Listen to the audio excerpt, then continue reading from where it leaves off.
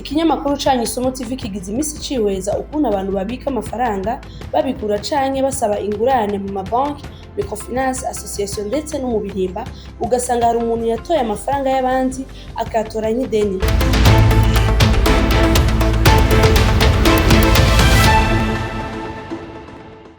Mwaramutse canke mwiriwe mwebwe mwese mudukurikirana bivanye naho muherereye kuri mikro za Isomo TV muri kumwe na Saha Joyce Nishimwe.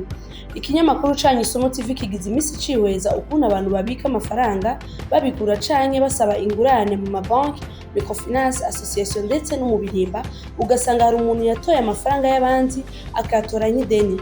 Twasanze bamwe ico basabiye atari bayakoresha maze bikabagora kuyasubiza kuko umugambi bataba bawize neza. Abandi bikabagora kuriha biturutse ku bibazo bibashikira maze bakayikorako bidafatiye kuco bayatoreye.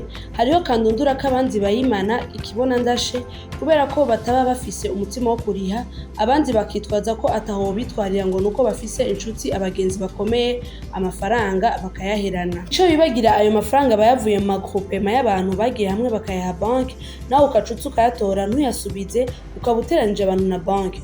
Or ivyo bitukwa leta. Muri ico gihe banki, microfinance, association ndetse n'ikirimba bo baguma baharura inyungu iguma iduga, baguma bagwiza.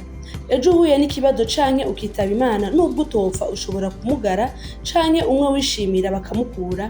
Mwari muzi ko umuryango wawe ubushize mu bibazo? Ni bimwe bavuga ngo naka yapfiriye n'ab'umuryango, kuko bazofata ivyo utunze vyose babigurishe birihe, mu gihe bitanavuyemo umuryango wawe niwe uzosigarura riha. Muramenye neza banki ntiheranwa. Rero ikinyamakuru canyu Isomo TV kirabakeburira abantu bose muraniye amabanki, microfinance, gende mutunganye bazobabwira uko muzoza murariha buke buke na kare kutavugana n'isoko ry'amazimwe. Twongera tunasaba leta gushiraho amategeko akingira amabanki, hakabaho amahugurema force kuri abo bayimana bayafise.